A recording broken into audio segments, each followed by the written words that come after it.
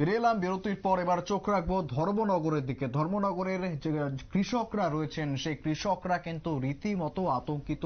এই বন্যা পরিস্থিতির ফলে রীতিমতো মাথায় হাত পড়েছে ধর্মনগরের কৃষকদের। ধর্মনগর মহকুমার টঙ্গিবাড়ি কাকড়ি নদীর পাশে প্রায় ৩০০ কানে জমি রয়েছে এবং এই যে জমি রয়েছে সেই জমির উপরেই কিন্তু নির্ভরশীল সেই স্থানীয় কৃষকরা। এই জমিতেই কিন্তু প্রায় ১০ থেকে ১২ হাজার টাকা খরচ করে তারা আমন ধান চাষ করেছিলেন এবং যে বন্যা পরিস্থিতি দেখা যাচ্ছে, যে বন্যা পরিস্থিতির মধ্য থেকে রাজ্য যাচ্ছে, সেই পরিস্থিতির ফলে কিন্তু তাদের সমস্ত আমন ফসল অর্থাৎ আমন ধান যে নষ্ট হয়ে গিয়েছে এমনটাই আশঙ্কা করছেন তারা।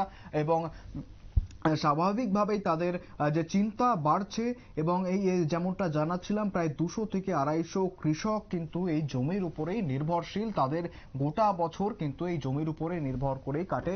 তবে বর্তমানে বিভিন্ন জায়গা থেকে, বিভিন্ন জেলা থেকে যে খবর উঠে আসছে, বন্যার জল ধীরে ধীরে নামতে শুরু করেছে, স্বাভাবিক ছন্দে ফিরতে শুরু করছে আস্তে আস্তে জনজীবন। তবে এখনো পর্যন্ত কিন্তু জল রয়েছে চাষ জমিতে এবং যে জল এতদিন ধরে ছিল এই যে বন্যা পরিস্থিতি তার ফলে কিন্তু সেই আমন ধান বা তাদের যে চাষ করা ধান সেই ধান কিন্তু একেবারে ক্ষতির সম্মুখীন হচ্ছেন বা কৃষকরা সেই ক্ষতির সম্মুখীন হচ্ছেন এমনটাই কিন্তু উঠে আসছে ধর্মনগর থেকে, ধর্মনগর মহকুমা টাঙ্গিবাড়ি কাকড়ি নদীর পাড় এলাকা থেকে। ঠিক কি উঠে আসছে, কি জানাচ্ছেন তারা, শুনবো একবার।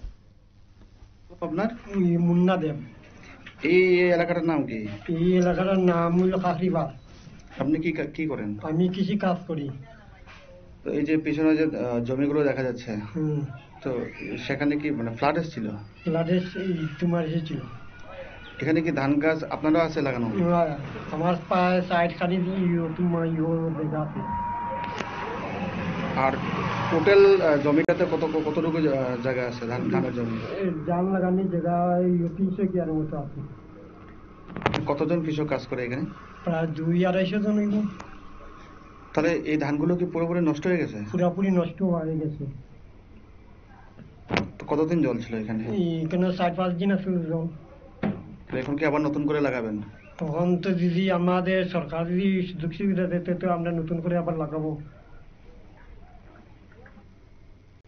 একেবারে শুনলেন সেই কথা। একদম স্থানীয় কৃষকরা যেমনটা জানাচ্ছেন যে প্রায় ২ থেকে ২৫০ জন কৃষক কিন্তু এই জমির উপরে নির্ভরশীল। প্রায় ৩০০ কানি জমি, ৩০০ কানি চাষ জমিতে যে আমন ধান চাষ করা হয়েছিল সেই চাষ বা আমন ধান কিন্তু রীতিমতো একদম ঝুঁকির মুখে সমস্তটাই নষ্ট হয়ে গেছে বলে জানাচ্ছেন স্থানীয় কৃষকরা।